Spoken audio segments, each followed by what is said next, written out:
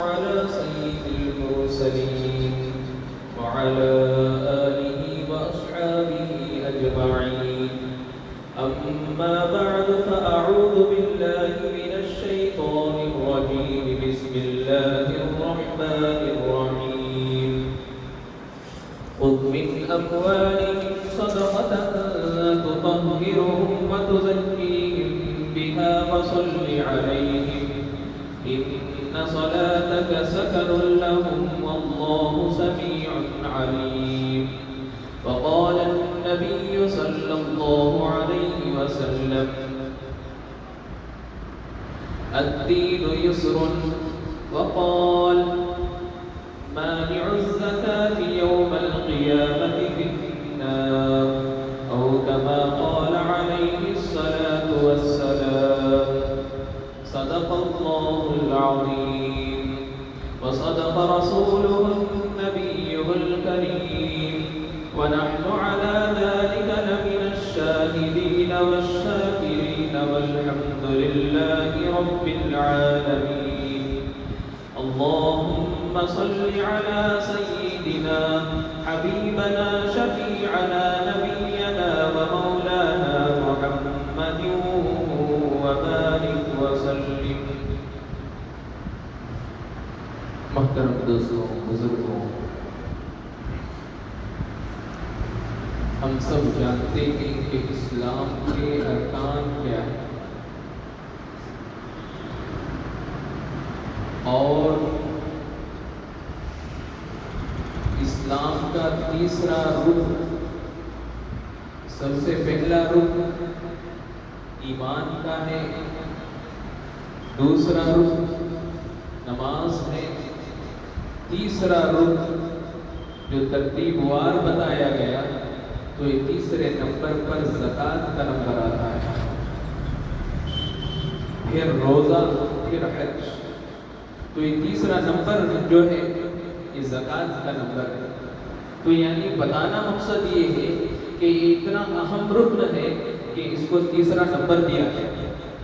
ایمان کے بغیر کوئی چارہ کار نہیں ہے، ایمان کے بغیر نماز قبول نہیں ہے، ایمان کے بغیر زکوٰۃ قبول نہیں ہے، ایمان کے بغیر روزہ قبول نہیں ہے، ایمان کے بغیر حج قبول نہیں ہے. اس لیے ایمان کو اول نمبر دیا گیا. اب دوسرے نمبر پر جو سب سے امپورٹنٹ اور ایمان کے بعد سب سے اہم جو رکن ہے، نماز کا رکن ہے، تو اللہ تعالیٰ نے اس کو دوسرا نمبر دیا گیا. اس کے متعلق بتایا گیا کہ ایمان کے بعد جو سب سے پہلا جو سوال ہوگا وہ نماز کا سوال ہوگا. اب جب نماز کا نمبر ختم ہو گیا تو تیسرے نمبر پر جو ہے جو رکن آتا ہے یہ زکوٰۃ کا رکن آتا ہے. تو اس لیے جہاں کہیں بھی کلام مجید میں آپ دیکھ لیں، جہاں اللہ تعالیٰ بندوں کو نماز کا حکم فرماتے ہیں اس کے ساتھ ساتھ زکوٰۃ کا بھی حکم فرماتے ہیں. کہیں پر بھی کلام مجید میں وَأَقِیمُوا الصَّلَاةَ کا لفظ آتا ہے، نماز کو قائم رکھنے کی بات آتی ہے تو اس کے متصل، اس کے فوری بعد اللہ تعالیٰ زکوٰۃ کو ادا کرنے کی بھی بات کی. تو اس لیے اس کا تیسرا نمبر آتا ہے، تیسرا رکن آتا ہے کہ زکوٰۃ دو. زکوٰۃ دو. یہاں پر ایک چیز ہمیں غور کرنی چاہیے. جب نماز کا نمبر آیا تو اللہ تعالیٰ نے کہا وَأَقِیمُوا الصَّلَاةَ، نماز کو قائم کرو. یوں نہیں کہا کہ نماز کو ادا کرو، یوں نہیں کہا کہ نماز پڑھو، اللہ تعالیٰ نے کہا کہ نماز کو قائم کرو. اور جب دوسرا نمبر آیا زکوٰۃ ادا کرو، اب یہاں یوں نہیں کہا کہ زکوٰۃ قائم کرو. اللہ تعالیٰ جانتے ہیں اپنے بندوں کو، اپنے بندوں کی منشا کو جانتے ہیں، اپنے بندوں کی حیثیت کو جانتے ہیں، اپنے بندوں کی کیپیسٹی کو جانتے ہیں. تو اللہ تعالیٰ جب نماز کا نمبر آیا تو اللہ جانتے تھے کہ یہ نماز پڑھ سکتا ہے، تو اللہ تعالیٰ نے کہا کہ نماز قائم کرو. اور نماز کب قائم کرو؟ یہ دن میں 5 وقت نماز فرض کی گئی ہے. تو اللہ جانتا تھا کہ میرا بندہ 5 وقت نماز پڑھ سکتا ہے، تو اللہ تعالیٰ نے نماز کو قائم کرنے کا حکم فرمایا. اور جب زکات کا نمبر آیا تو اللہ جانتے تھے کہ میرے بندے کی بس اتنی نہیں ہے کہ دن میں 5 دفعہ زکات ادا کرے، دن میں 3 دفعہ زکات ادا کرے، بلکہ اللہ یہ بھی جانتے تھے کہ میرا بندہ دن میں 1 مرتبہ بھی زکات ادا نہیں کر سکتا، بلکہ آگے کہوں اللہ یہ بھی جانتا تھا کہ میرا بندہ مہینے میں 1 مرتبہ بھی زکات ادا نہیں کر سکتا، تو اللہ تعالیٰ نے حکم فرمایا کہ سال میں 1 مرتبہ زکات ادا کرو۔ اللہ تعالیٰ اپنے بندوں کی منشا کو جانتے ہیں، ہم خود اپنے بارے میں جو چیز نہیں جانتے وہ اللہ تعالیٰ جانتے ہیں، تو اللہ تعالیٰ اپنے بندوں کی منشا کو جانتے ہیں، تو اس لیے اللہ تعالیٰ نے جو ہے اپنے بندوں کو حکم فرمایا کہ زکات ادا کرو، ہر دن نہیں، ہر ہفتہ نہیں، ہر مہینے میں نہیں، صرف سال میں 1 مرتبہ۔ ایک واقعے کے تحت یہ آیت نازل ہوئی جو میں نے ابھی آپ حضرات کے سامنے تلاوت کی تھی، لیکن مقصد یہ ہے، ایک واقعہ تھا کہ چند لوگ گرفتاری سے آزاد ہوئے، جس کے شکریہ کے طور پر ان لوگوں نے اللہ کے نبی صلی اللہ علیہ وسلم کی خدمت میں اپنا اموال پیش کیا، اپنا مال پیش کیا۔ اللہ کے نبی صلی اللہ علیہ وسلم نے صاف منع فرما دیا کہ مجھے نہیں چاہیے، میں اس کے بغیر کوئی کام نہیں کرتا، یعنی کوئی احسان کر رہے ہیں تو اگر وہ کوئی گفٹ دے رہا ہے یا کوئی مال دے رہا ہے تو اللہ کے نبی صلی اللہ علیہ وسلم نے کہا کہ مجھے اس کی ضرورت نہیں ہے، مجھے اس کی ضرورت نہیں ہے۔ تو اللہ تعالیٰ نے نبی صلی اللہ علیہ وسلم کو حکم فرمایا، نبی صلی اللہ علیہ وسلم سے کہا خذ من اموالہم صدقۃ تطہرہم وتزکیہم بہا وصلی علیہم ان صلاتک سکن لہم واللہ سمیع علیم۔ اے نبی جی، اے پیغمبر، خذ من اموالہم صدقۃ تطہرہم وتزکیہم بہا، اے پیغمبر ان لوگوں کے اموال لے لیجئے، صدقے کے طور پر، زکات کے طور پر ان کے اموال اپنے پاس لے لیجئے اور ان کو اس مال کے ذریعے سے پاک و صاف کر دیجئے اور ان کے لیے برکت کا باعث بن جائے۔ 2 چیزیں ہمیں اس میں سمجھ میں آتی ہیں، غور کیجئے۔ سب سے پہلی بات تو یہ ہے کہ اللہ کے نبی صلی اللہ علیہ وسلم کو اللہ حکم فرماتے ہیں کہ جس کے ذریعے سے، زکات کے ذریعے سے، صدقات کے ذریعے سے ان کے مال کو، سب سے پہلی بات انہیں پاک کرو۔ کیا مطلب انہیں پاک کرو؟ آج انسان یہ سمجھتا ہے کہ یہ میرا مال ہے، یہ میرا پیسہ ہے، یہ میری جائیداد ہے، یہ میری دولت ہے، یہ میری پراپرٹی ہے۔ آپ لوگوں کو معلوم ہونا چاہیے جب انسان دن بھر کپڑے پہنتا ہے، اگر اس پر 2 دن گزر جائے، اس پر 3 دن گزر جائے، گرد و غبار لگ جاتا ہے، کیچڑ لگ جاتی ہے، گندے ہو جاتے ہیں، میلے ہو جاتے ہیں، جب اتنی تھوڑی سی مقدار بدن پر جو ہے میل کچیل کا باعث بن جاتی ہے، تو اتنی کثیر تعداد میں ہم مال جمع کرتے ہیں، ہم روپیہ پیسہ جمع کرتے ہیں، ہم پراپرٹی جمع کرتے ہیں، کیا اسے میل کچیل نہیں لگ سکتا؟ اس کے اندر بھی خرابیاں آ جاتی ہیں، اس کے اندر بھی میل کچیل لگ جاتا ہے۔ تو اللہ تعالیٰ نبی کو حکم فرماتے ہیں، اے نبی جی، اس کے ذریعے سے، زکات کے ذریعے سے، صدقے کے ذریعے سے انہیں پاک و صاف کیجیے۔ اور آگے کیا فرمایا؟ آگے فرمایا کہ اس کی وجہ سے ان کے لیے برکت کا باعث بنا دیجیے۔ زکات کے ذریعے سے، صدقات کے ذریعے سے ان کے مال میں برکت کا باعث بنا۔ آج انسان سوچتا ہے اگر میں اپنا زکات نکال دوں، اگر میں صدقہ نکال دوں، اگر میں اپنے مال سے کچھ حصہ کم کر دوں تو میرے مال میں کمی ہو جائے گی، مجھے نقصان ہو جائے گا، میری پراپرٹی میں کمی آ جائے گی۔ یہ انسان یہ سوچتا ہے، لیکن اللہ کیا کہہ رہے ہیں؟ جو انسان زکات دیتا ہے، اللہ کے راستے میں خرچ کرتا ہے، یہ خود کے لیے خرچ نہیں کرتا بلکہ یہ تو اپنے بینک میں جمع کرتا ہے۔ اللہ کو کیا ضرورت ہے انسان کے مال کی؟ اللہ کو کیا ضرورت ہے انسان کے پیسوں کی؟ اللہ تعالیٰ کو ہر چیز سے بے نیاز ہے، بادشاہوں کے بادشاہ ہیں، اللہ تعالیٰ کے پاس تو خزانے ہی خزانے۔ اللہ کو انسان کی مال کی کیا ضرورت ہے؟ اللہ کو انسان کی مال کی ضرورت نہیں ہے، انسان کو ضرورت ہے آخرت میں اپنی نیکیوں کی، انسان کو ضرورت ہے آخرت میں اپنے مال کی، انسان کو ضرورت ہے آخرت میں اپنے اموال کی۔ تو اللہ تعالیٰ یہ جو مال ہم اللہ کے راستے میں نکال رہے ہیں اپنے زکوٰۃ کے ذریعے سے، اپنے صدقات کے ذریعے سے، جو محتاج غریب مسکین تک ہم اپنے مال کو پہنچا رہے ہیں، یہ اس پر احسان نہیں کر رہا ہے، انسان اپنے اوپر احسان کر رہا ہے، کل قیامت کے لیے اپنے بینک میں جمع کر رہا ہے۔ ایک صحابی کہتے ہیں کوئی سائل میرے دربار میں آتا ہے، غالباً صحابی ہے، کوئی سائل میرے دروازے پر آتا ہے تو مجھے اس کا احسان مند ہونا چاہیے، میں اس کا احسان مند ہوں کہ وہ جو ہے میری امانت کو میرے گھر تک پہنچانے کے لیے آیا ہے، اپنی ضرورت کے لیے نہیں آیا ہے، وہ میری امانت کو، میری چیز کو میرے گھر تک پہنچانے کے لیے آیا ہے، اس پر میں اس کا شکر گزار ہوں۔ جو زکوٰۃ نکالتا ہے، جو صدقہ نکالتا ہے، وہ آخرت کے گھر میں جمع ہوتا ہے، وہ آخرت کے بینک میں جمع ہوتا ہے، اس میں مال میں کمی نہیں آتی، اس میں مال میں جو ہے کبھی کمی نہیں آ سکتی، جس کا اللہ نے حکم فرما دیا، جو نبی صلی اللہ علیہ وسلم نے جس کا اعلان کر دیا، تو اس کے خلاف کبھی کوئی کام نہیں ہو سکتا۔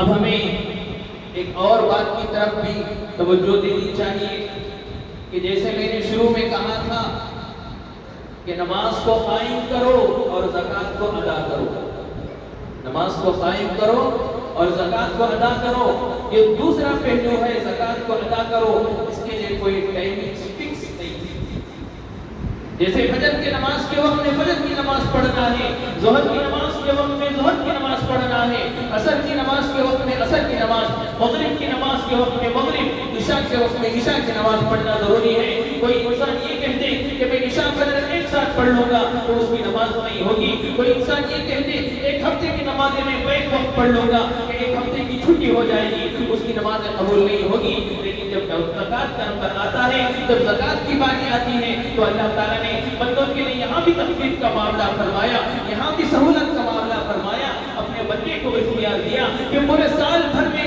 جب بھی تو چاہے، جب بھی تجھے سہولت ہو، لیکن اپنے مال پر ایک سال گزرنے پر زکوٰۃ ادا کرنا تجھ پر فرض ہے۔ کوئی آدمی صاحب نصاب ہو جائے جس کے پاس 7.5 تولہ سونا موجود ہو یا 52.5 تولہ چاندی موجود ہو، یعنی دونوں کے برابر کی کوئی قیمت اس کے پاس موجود ہو، پر اس قیمت پر ایک سال گزر جائے یا اس اموال پر ایک سال گزر جائے تو اس پر زکوٰۃ فرض ہوتا ہے، چاہے وہ رمضان میں ادا کریں چاہے وہ غیر رمضان میں ادا کریں۔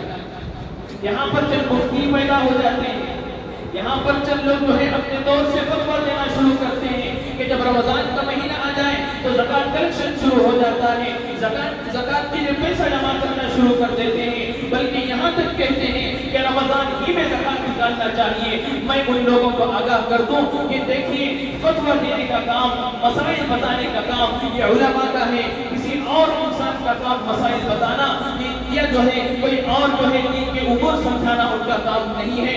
علماء سے مسائل معلوم کریں، مفتیان سے ہم مسائل معلوم کریں، قرآن اور حدیث کی روشنی میں بتائیں گے، من گھڑت باتیں نہیں بتائیں گے۔ ایک صاحب چند دن قبل میرے پاس آئے اور آ کر اپنے تجارتی مال کا حساب کیا کہ زکوٰۃ کی رقم کتنا نکالنا ہے۔ میں نے انہیں بتایا کہ 100 روپے میں 2.5 روپے نکالنا ہے، تو اپنا حساب لگا لیں کہ آپ کے پاس کتنا مال ہے اور کتنا بنتا ہے۔ تو انہوں نے میرے سامنے ہی بیٹھ کر اپنے ساری تجارتی مال کا جو ہے حساب لگانا شروع کیا اور اس میں سے جو قرضہ تھا اس کو بھی نکال دیا، اور سارا قرضہ نکالنے کے بعد جو زکوٰۃ کی رقم بنتی ہے وہ 2 لاکھ چلر روپے زکوٰۃ بنتی ہے۔ کتنی زکوٰۃ بنتی ہے؟ 2 لاکھ چلر، یعنی 2 لاکھ سے اوپر۔ اب وہ بندہ پریشان ہو گیا کہ حضرت یہ 2 لاکھ روپے میں کیسا نکالتا ہوں؟ اب حالات ایسے نہیں ہیں کہ حضرت میرے پاس اتنا مال تو ہے لیکن آمدنی کا کوئی ذریعہ نہیں ہے، اگر مجھے زکوٰۃ دینا ہے تو مجھے مال تجارت کو بیچنا ہوگا یا میرے اموال کو بیچنا ہوگا، میرے اشیاء کو بیچنا ہوگا، اس کے بغیر میں زکوٰۃ ادا نہیں کر سکتا، اس کے بغیر میں صدقہ نہیں دے سکتا، اس کے بغیر میں اپنے مال کو نہیں دے سکتا۔ تو میں نے انہیں سمجھایا کہ دیکھو بھائی مسئلہ ایسا نہیں ہے، وہ مجھے پہلے بتانے لگے کہ رمضان کا مہینہ ہے، اب رمضان میں مال نکالنا ہے، لیکن میرے پاس 2 لاکھ روپے موجود نہیں ہے، میں 2 لاکھ روپے ارینج نہیں کر سکتا، بلکہ مجھے کئی قرضہ ہے، مجھے ان لوگوں کو دینا ہے، تو میں زکوٰۃ کا مال کہاں سے نکالوں؟ تو میں نے ان سے پوچھا کہ آپ کو کس نے کہا صرف رمضان ہی کے مہینے میں زکوٰۃ نکالنا ضروری ہے، رمضان ہی کے مہینے میں زکوٰۃ نکالنا فرض ہے؟ نہیں بھائی، ایسا مسئلہ نہیں ہے۔ انہوں نے کہا کہ مجھے فلاں صاحب نے بتایا کہ رمضان میں زکوٰۃ نکالنا چاہیے۔ میں نے کہا فلاں صاحب کی باپ کی جاگیر نہیں ہے دی، فلاں صاحب کی باپ کی پراپرٹی نہیں ہے دی، قرآن اور حدیث، یہ قرآن اور حدیث اللہ کا حکم اور نبی صلی اللہ علیہ وسلم کا طریقہ ہے، اس پر کسی کا بس نہیں چلتا، کسی کی دماغ نہیں چلتی اس سے آگے۔ جہاں پر قرآن کہتے، جہاں پر حدیث کہتے، اپنے عقلیں بند ہو جانی چاہیے، وہاں پر اپنا دماغ لڑانے کی ضرورت نہیں ہے، جب قرآن اور حدیث میں حکم ہو جائے۔ میں نے انہیں بات سمجھائی کہ دیکھو، رمضان کے مہینے کے اندر ہی زکوٰۃ نکالنا فرض نہیں ہے، تمہارے مال پر جب 1 سال گزر جائے تو اس میں آپ اپنی سہولت سے جب چاہیں جتنا چاہیں مال کا زکوٰۃ نکال سکتے ہیں۔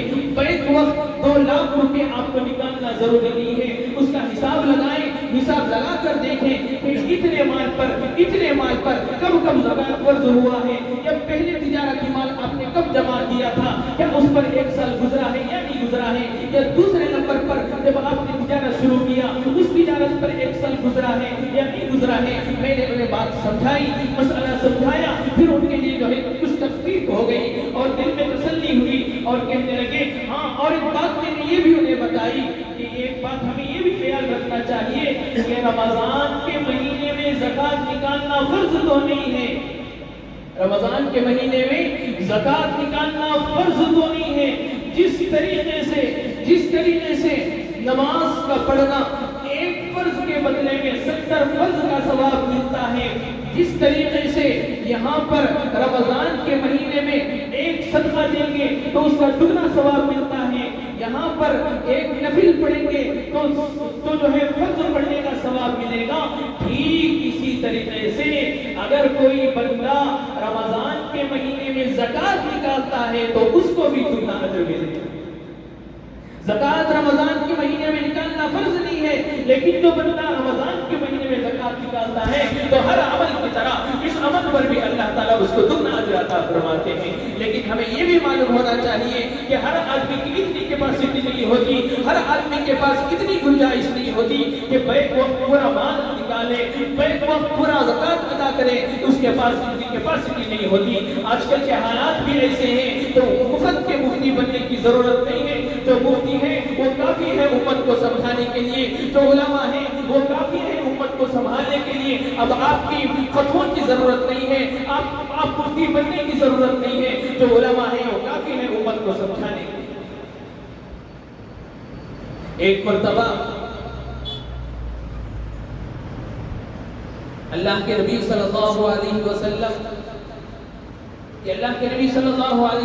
کی عادت تھی کہ کبھی کبھی صحابہ کے پاس چکر لگاتے کہ دیکھتے کہ فلاں صاحب کیا کر رہے ہیں، فلاں صاحب کیا کر رہے ہیں۔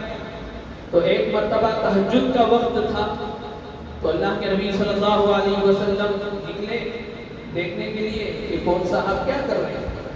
تو اول نمبر پر حضرت ابو بکر صدیق رضی اللہ عنہ کے گھر پر پہنچے، بلایا نہیں ان کو، آواز نہیں لگائی، بس دروازے کے قریب سے گزر رہے تو دیکھتے ہیں کہ حضرت ابو بکر صدیق رضی اللہ عنہ تہجد کی نماز پڑھ رہے ہیں اور بالکل اطمینان سے، بالکل ایک سوئی کے ساتھ قرآن مجید کی تلاوت کر رہے ہیں، بالکل آہستہ آواز کے ساتھ، کوئی آواز بلند نہیں ہو رہی ہے، بالکل آہستہ آواز کے ساتھ تہجد کی نماز میں حضرت ابو بکر صدیق رضی اللہ عنہ نماز کے اندر قرآن کی تلاوت کر رہے ہیں۔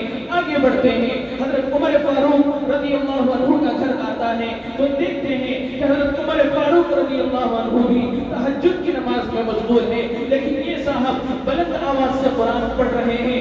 دیکھ لیا، واپس تشریف لائے، جب صبح ہوئی حضرت ابو بکر کو بلایا، حضرت عمر کو بلایا اور پوچھا کہ میں کل رات میں تمہارے دروازے کے پاس بھی تھا، لیکن جب ابو بکر کے دروازے پر آیا تو قرآن آہستہ پڑھ رہے تھے تہجد کی نماز میں، جب عمر کے دروازے پر آیا تہجد کی نماز میں قرآن بلند آواز سے پڑھ رہے تھے۔ یہ کیا قصہ ہے؟ آپ بلند آواز آواز سے کیوں پڑھ رہے تھے؟ آپ آہستہ آواز سے کیوں پڑھ رہے تھے؟ تو حضرت ابو بکر صدیق رضی اللہ عنہ کا نرالا جواب سنیے کہ کہتے ہیں اے اللہ کے نبی صلی اللہ علیہ وسلم، میں جس کے لیے تلاوت کر رہا ہوں، میں جس کے لیے قرآن پڑھ رہا ہوں، میں جس کے لیے نماز پڑھ رہا ہوں، میں جس کے لیے عبادت پڑھ رہا ہوں، وہ میرا مالک، وہ میرا خالق ہے۔ اگر میں بلند آواز سے پڑھوں تب بھی وہ سنتا ہے، اگر میں آہستہ آواز سے پڑھوں تب بھی وہ سنتا ہے، لیکن میں یہ چاہتا تھا کہ میرا اللہ میری آہستہ آواز کو سنے، اس لیے میں آہستہ آواز سے تلاوت کر رہا تھا، آہستہ آواز سے میں نماز پڑھ رہا تھا۔ جب حضرت عمر فاروق کا نمبر آیا تو پوچھا کہ آپ کیوں بلند آواز سے پڑھ رہے تھے؟ حضرت ابو بکر صدیق رضی اللہ عنہ کا یہ جواب تھا۔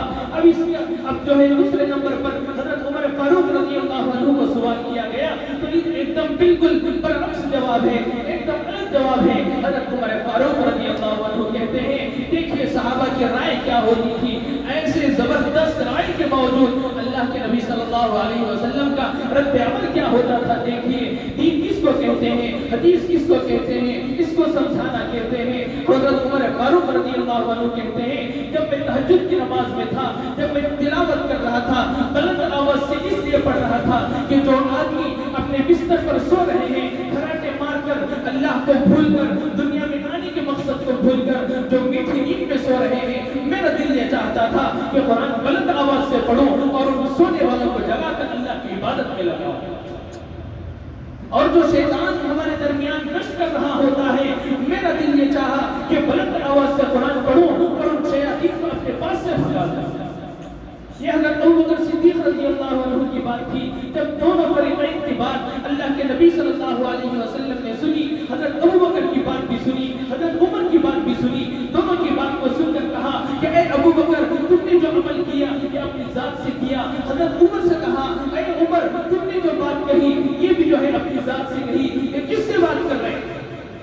کہ اللہ کے نبی کس کو کہہ رہے ہیں؟ حضرت ابو بکر صدیق رضی اللہ عنہ جو اسلام کے سب سے پہلے خلیفہ ہیں، ساری دنیا کے اندر اللہ کے نبی صلی اللہ علیہ وسلم کے بعد اس وقت میں کوئی معزز بندہ تھا دنیا کے اندر یا قیامت تک کوئی آ سکتا تھا تو حضرت ابو بکر صدیق رضی اللہ عنہ تھے۔ اور دوسرے نمبر پر حضرت عمر فاروق رضی اللہ عنہ جن کے متعلق خود اللہ کے نبی صلی اللہ علیہ وسلم کہتے ہیں لا نبی بعدی لکان عمر، میرے بعد کوئی نبی نہیں ہے، اگر کوئی نبی ہوتا تو وہ عمر ہوتے۔ ایسے جلیل القدر صحابہ سے اللہ کے نبی کہہ رہے ہیں اے ابو بکر تم نے جو عمل کیا ہے یہ میرا بتایا ہوا نہیں ہے، یہ اللہ کا بتایا ہوا نہیں ہے، یہ تم نے اپنی طرف سے ایجاد کیا ہے۔ اے عمر جو تم عمل کر رہے ہو یہ میرا بتایا ہوا دین نہیں ہے، یہ اللہ کا بتایا ہوا حکم نہیں ہے، یہ اپنے طور سے تم عمل کر رہے ہو۔ یہاں پر اپنے طور سے عمل کرنے کی ضرورت نہیں ہے، جو اللہ کہتے وہ دین ہے، جو میں کہہ دوں وہ دین ہے، جو تم کہتے ہو دین نہیں ہے۔ تو اللہ کے نبی صلی اللہ علیہ وسلم نے دونوں سے کہا کہ اے میرے صحابہ جو قرآن نے کہا، جو حدیث نے کہا، جو میں کہتا ہوں اس پر عمل کرو۔ اللہ کہتا ہے کہ نہ زور سے تلاوت کرو نہ آہستہ تلاوت کرو۔ جب نفلی نماز ہوتی ہے، معتدل درجے کی نماز ہوتی ہے تو درمیانی سطح پر تلاوت کرو۔ تو ایسے جلیل القدر صحابہ سے اللہ کے نبی صلی اللہ علیہ وسلم کہہ رہے ہیں دین کے معاملے میں اپنے دماغ بڑھانے کی ضرورت نہیں ہے، اپنے دماغ چلانے کی ضرورت نہیں ہے۔ اب میں مفت کے مفتیوں سے کہتا ہوں اپنے فتویٰ دینا بند کیجیے، اپنا دماغ لڑانا بند کیجیے۔ جو قرآن کہتا ہے وہی شریعت ہے، جو حدیث کہتے ہیں وہی شریعت ہے۔ جو دنیا میں مفتی بنے بیٹھے ہیں، جو ہے چند چیزیں معلوم کر لی، چند احادیث معلوم کر لیے، چند دین کی باتیں معلوم ہو گئی تو فتویٰ دینا شروع کر کیا کہ یہ صحیح ہے یہ غلط ہے، یہ حق ہے یہ باطل ہے۔ یہ کسی کی بات کی جاگیر نہیں ہے، قرآن اور حدیث کا نام دین ہے۔ تمہارے دماغ سے بات کہی ہوئی یہ دین نہیں کہلائے۔ تو زکوٰۃ کے نمبر پر بھی یہی بات لاگو ہوتی ہے کہ یہاں پر کوئی فتویٰ نہ دے، فتویٰ دینے کے لیے علماء موجود ہیں، مسائل سمجھانے کے لیے مفتیان موجود ہیں۔ اور میں آپ سے بھی کہتا ہوں اگر کوئی بات پوچھنی ہو علماء سے رجوع کریں، مفتیان سے رجوع کریں۔ جو مفت کے مفتی بنے بیٹھے ہیں ان سے مسائل نہ معلوم کریں، ان سے احادیث نہ معلوم کریں، انہیں قرآن کا علم نہیں ہوتا، انہیں حدیث کا علم نہیں ہوتا، چند چیزیں کسی کے ذریعے سے معلوم کر لی تو اب اس کے بارے میں فتویٰ دینا شروع کر دیا۔ تو میں بات کر رہا تھا زکوٰۃ کے بارے میں. تو پورے سال کے اندر کسی بھی مہینے میں زکوٰۃ ادا کر سکتے ہیں. یہ بات سمجھ لیں، ذہن نشین کر لیں. صرف رمضان کا ایک ہی مہینہ نہیں ہے زکوٰۃ ادا کرنے کے لیے، پورا سال پڑا ہے. آپ جب چاہیں زکوٰۃ ادا کر سکتے ہیں، لیکن شرط یہ ہے کہ مال نصاب کو پہنچنا چاہیے. 7.5 تولہ سونا ہونا چاہیے، یا 52.5 تولہ چاندی ہونی چاہیے، یا ان دونوں کے برابر کی قیمت ہونی چاہیے، اور اس قیمت پر 1 سال گزرنا چاہیے، تب زکوٰۃ فرض ہوتا ہے. صرف رمضان کے مہینے میں نہیں، شوال میں بھی دے سکتے ہیں، ذوالقعدہ میں بھی دے سکتے ہیں، ذوالحجہ میں بھی دے سکتے ہیں. اب جب چاہے زکوٰۃ دے سکتے ہیں. لیکن فضیلت کی بات میں آپ کو بتاتا ہوں، ورنہ آپ کہیں گے کہ ہر آدمی کہتا ہے کہ رمضان میں زکوٰۃ دو. ایسے مفتیوں کو ختم کریں، میری بات سنیں، غور سے سنیں، علماء سے رجوع کریں، علماء سے دین معلوم کریں کہ رمضان کے اندر جیسے دوسری عبادتوں میں ثواب زیادہ ملتا ہے، جیسے نماز کے اندر ثواب زیادہ ملتا ہے، ذکر و اذکار کے اندر ثواب زیادہ ملتا ہے، نفلی عبادتوں کے اندر ثواب زیادہ ملتا ہے، ٹھیک اسی طریقے سے جو بندہ رمضان کے مہینے میں زکوٰۃ ادا کرتا ہے تو اس پر بھی ثواب دگنا ملتا ہے. تو یہ رمضان میں زکوٰۃ دینا فرض نہیں ہے، فضیلت ہے. یہ ثواب کو بڑھانے کے لیے، اپنی عبادت میں اضافہ کرنے کے لیے رمضان کے زکوٰۃ دینے کی فضیلت ہے. ورنہ تو رمضان کے اندر زکوٰۃ دینا فرض نہیں ہے. لیکن ہر مسلمان پر، جو آدمی نصاب پر، جس کا مال نصاب کو پہنچ جائے، اس کے لیے زکوٰۃ دینا فرض ہے. جو زکوٰۃ نہیں دیتا، میں نے جو ہے شروع میں حدیث بتائی تھی آپ کو کہ مانع الزکاۃ یوم القیامۃ فی النار، جو زکوٰۃ ادا نہیں کرتا کل قیامت کے دن جہنم میں جائے گا. تو اس بات کو بھی خیال رکھیں، جو آدمی زکوٰۃ نہیں دیتا وہ جہنم میں جانے کا باعث بنے گا، اور جو آدمی زکوٰۃ دیتا ہے وہ ہرگز یہ نہ سوچے کہ اس کی وجہ سے میں اپنے مال میں کمی کر رہا ہوں، میرے مال میں کمی ہو جائے گی. اس کو بھی اللہ تعالیٰ نے خلاصہ کر دیا کہ خذ من اموالہم صدقۃ تطہرھم وتزکیہم بہا وصلی علیہم ان صلاتک سکن لہم واللہ سمیع علیم. کہ اللہ تعالیٰ نے اور اللہ کے نبی صلی اللہ علیہ وسلم سے یہ بات بتائی کہ وہ دونوں لوگ زکوٰۃ دیتے ہیں، اپنے صدقات دیتے ہیں، وہ اپنے مال کو پاک کرتے ہیں اور اپنے مال میں برکت، اپنے مال میں اضافہ کرتے ہیں، یعنی ان کے مال میں برکت ہوتی ہے. اور جو آدمی زکوٰۃ دیتا ہے، اللہ کے راستے میں خرچ کرتا ہے، ان کے لیے اللہ تعالیٰ نے اپنے نبی صلی اللہ علیہ وسلم کو حکم دیا ان الصلاۃ کانت علی المؤمنین. اللہ کے نبی صلی اللہ علیہ وسلم کو حکم دیا کہ خذ من اموالہم صدقۃ تطہرھم وتزکیہم بہا وصلی علیہم ان صلاتک سکن لہم. اللہ کے نبی کو اللہ حکم دے رہے ہیں کہ جو بندہ زکوٰۃ دیتا ہے، جو بندہ اللہ کے راستے میں خرچ کرتا ہے، ان کے لیے آپ دعا کیجیے، ان کے لیے آپ دعا کیجیے، اور آپ کی دعا ان کے لیے تسکین بخش رہے گی، ان کے لیے فائدہ مند رہے گی. اور جو سوچیے، اپنے ذہنوں میں اس بات کو پیدا کیجیے کہ جس بندے کے لیے اللہ کے نبی صلی اللہ علیہ وسلم دعا کرتے ہیں، کبھی اس کا مال ختم ہو سکتا ہے، کبھی اس کے مال میں زکوٰۃ کی وجہ سے کمی آ سکتی ہے، ہرگز کمی نہیں آ سکتی. یہ اللہ کا حکم ہے اور پیارے نبی صلی اللہ علیہ وسلم کی دعا ہے ان لوگوں کے لیے جو اپنے مالوں کا زکوٰۃ دیتے ہیں. اور میں یہ بھی بات کہہ رہا ہوں کہ جو مال آدمی زکوٰۃ کے طور پر دیتا ہے، یہ اپنے آخرت کے بینک میں جمع کر رہا ہے، اپنے آخرت کے لیے، اپنے آخرت کے گھر کے لیے جمع کر رہا ہے، نہ کہ اپنے مال میں کمی کر رہا ہے. بس میں اپنی بات کو اسی پر ختم کرتا ہوں اور جو ہے دعا کرتا ہوں کہ اللہ تعالیٰ ہمیں ان باتوں کو سمجھا دے اور عمل کرنا آسان فرمائے. وآخر دعوانا الحمد للہ رب العالمین.